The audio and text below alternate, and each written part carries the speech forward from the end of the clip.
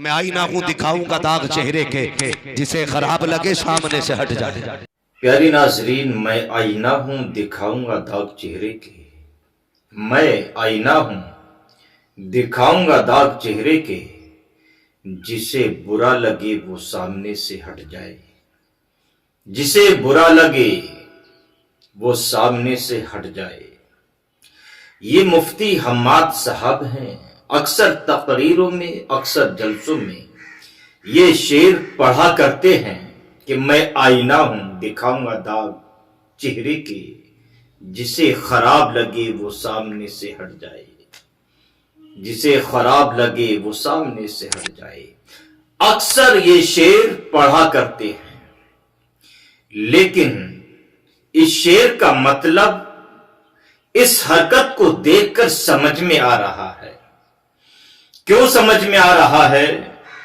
کیونکہ جو اپنے آپ کو مفتی کہلواتا ہو، جو اپنے آپ کو قوم کا رہبر کہلواتا ہو، جو اپنے آپ کو مفکری قوم و ملت کہلواتا ہو، جو اپنے آپ کو مفکر اسلام، اسلام، قائد قوم کہلواتا ہو، جب وہ ایسی حرکت کرتا ہوا نظر آئے گا تو کسی نہ کسی کو تکلیف تو ہوگی، کسی نہ کسی کو جو شریعت کو فالو کرنے والا ہے، شریعت پر عمل کرنے والا ہے، شریعت کے دائرے میں جو زندگی گزارنے والا ہے، اس کو برا تو ضرور لگے گا۔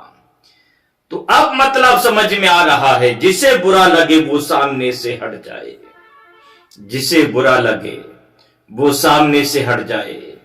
میں مفتی کہلواؤں گا لیکن پیسے اڑاؤں گا، میں قوم کا قائد کہلواؤں گا لیکن پیسہ لٹاؤں گا، پیسہ پھینکوں گا۔ اے میرے عزیز، بڑے پیار سے آپ سے میں پوچھنا چاہتا ہوں، یہ پیسہ رب کی نعمت نہیں ہے یا نہیں؟ سوال آپ سے ہے۔ آپ قوم کے رہبر ہیں، آپ قوم کے قائد ہیں، آپ قائد اسلام ہیں، آپ مفکر قوم و ملت ہیں۔ جی ہاں، آپ کے نام کے آگے مفتی لگا ہوا ہے۔ کیا آپ کو ایسی حرکت کرتے ہوئے زیب دے رہا ہے؟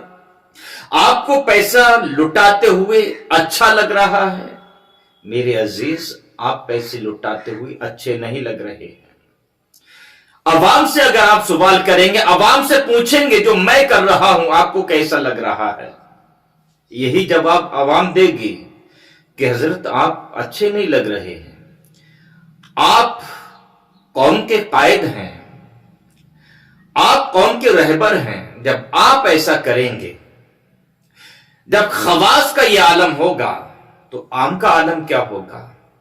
اسٹیجوں کا حال آپ بخوبی جانتے ہیں، اچھی طریقے سے جانتے ہیں، ہم سے زیادہ آپ جانتے ہیں، ہم سے زیادہ آپ جلسے کرتے ہیں، ہم سے زیادہ قوم کو پیغام آپ دیتے ہیں۔ لیکن آپ دل پہ ہاتھ رکھ کے بتائیے، جو یہ حرکت آپ کر رہے ہیں، یہ حرکت کرتے ہوئے کہ آپ کو زیب دے رہا ہے؟ ہرگز نہیں دے رہا ہے۔ ناظرین، آپ بتائیں، کمنٹ میں ضرور بتائیے گا، یہ مفتی صاحب ہیں، یہ حرکت جو کر رہے ہیں، پیسہ جو لٹا رہے ہیں، یہ جو کام کر رہے ہیں، یہ ان کو کرتے ہوئے اچھا لگ رہا ہے؟ اچھا نہیں لگتا ہوگا آپ کو بھی۔ کیوں؟ اس لیے کہ یہ پیسہ بھی نعمت ہے، بہت بڑی نعمت ہے۔ اتنی بڑی نعمت ہے کہ پیسہ اگر نہیں ہو تو آج کے دور میں پوچھتا بھی کوئی کسی کو نہیں ہے۔ حال یہ ہے، اگر پیسہ ہے تو کتنا ہی بڑا جاہل کیوں نہ ہو، سب سے بڑا علامہ نظر آئے گا۔ اور پیسہ اگر نہیں ہے تو کتنا ہی بڑا عالم کیوں نہ ہو، لیکن اس کی کوئی وقت نہیں ہوگی، کوئی عزت نہیں ہوگی، کوئی وقار نہیں ہوگا۔ کیونکہ آج کا حال یہ ہے کہ انسان کے چہرے کو دیکھ کر، انسان کے پیسے کو دیکھ کر عزت کی جاتی ہے، اس کے علم کو نہیں دیکھا جاتا، اس کے وقار کو نہیں دیکھا جاتا۔ آج کا حال یہ ہے۔ اور اگر صحیح معنوں میں اگر عزت کی جائے تو جو اسٹیج پر بیٹھ کر جو ایک ایک گھنٹے کے 50-50 ہزار روپے 30-30 ہزار روپے 40-40 ہزار روپے 25-25 20-20 15-15 ہزار روپے لیتے ہیں، ان سے کہیں زیادہ عزت کرتے ہوئے آپ اپنے اماموں کی نظر آؤ گے۔ اگر صحیح معنوں میں عزت کرنا ہے تو اماموں کی عزت کرو، صحیح معنوں میں عزت کرنا ہے، میں یہ نہیں کہتا جو جلسے کرتے ہیں جو مقررین حضرات ہیں ان کی عزت مت کرو، لیکن صحیح معنوں میں قوم کی رہبری کون کر رہا ہے؟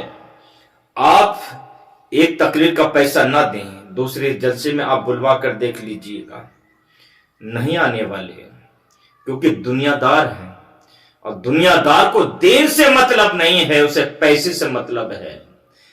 اور میرے نظریے سے میں سمجھتا ہوں آج کے دور میں اگر دین کا کوئی کام کر رہا ہے تو دو ذاتیں ہیں، یا تو مسجد کا امام ہے یا مدرسے کا مدرس ہے۔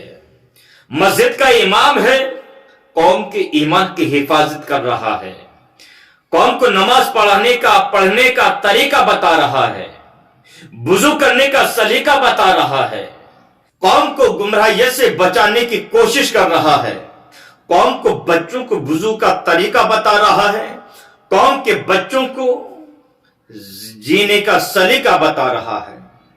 اور مدرسے کا مدرس جو ہے وہ بیٹھ کر درسگاہ میں فعلا کرتا ہوا نظر آتا ہے، نصر ینصر نصرن کرتا ہوا نظر آتا ہے، یہاں تک کہ اتنی محنت کرتا ہے، محنت کا نتیجہ ہوتا ہے کہ وہ آپ کو ایک ہیرا تراش کر حافظ کی شکل میں دیتا ہے، عالم کی شکل میں دیتا ہے، قاری کی شکل میں دیتا ہے، مفتی کی شکل میں آپ کو وہ ہیرا تراش کر دیتا ہے۔ لیکن حقیقت یہ ہے کہ محنت کوئی کرتا ہے، پھل کوئی کھاتا ہے۔ آپ اپنے امام کو 500 روپے کا مسافہ نہیں کریں گے، آپ کا امام مہینے میں 4 تقریریں کرتا ہے، 4 جمعے آتے ہیں، 4 تقریریں کرتا ہے۔ انصاف سے بتائیے کہ کبھی آپ نے 500 روپے کا اپنے امام کو مسافہ کیا؟ نہیں کیا ہوگا۔ لیکن ایک مقرر کو بلا لیا، آپ نے 20,000 50,000 40,000 کا بس 1 گھنٹے کا لفافہ دے دیا۔ کہ آج کے اسٹیجوں کے حالات کیا ہیں؟ کسی سے پوشیدہ نہیں ہیں، لیکن یہ مفتی صاحب ہیں، ان کے نام کے آگے ٹائٹل جو لگا ہوا ہے وہ مفتی کا لگا ہوا ہے۔ اشتہار میں جو نام آتا ہے مفکر قوم و ملت، قائد اہل سنت، فلاں صاحب، تو میں ان سے گزارش کروں گا ان القابوں کا آپ احترام کریں، لہذا ایسی حرکت نہ کریں جس سے دین کا نقصان ہو، جو شریعت کے خلاف ہو۔ اگر آپ ایسا کرتے ہوئے نظر آئیں گے تو قوم آپ سے 10 قدم آگے بڑھتی ہوئی نظر آئے گی، کیونکہ آج حالات یہ ہیں قوم کو گھسیٹ کر لایا جا رہا ہے صحیح راستے کی طرف، لیکن پھر بھی قوم آنے کے لیے تیار نہیں ہے، گمراہیت کے دندل میں دھستی ہوئی جا رہی ہے۔ یہ سوچئے کہ اس قوم کو گمراہیت کے دندل سے کیسے نکالا جائے گا۔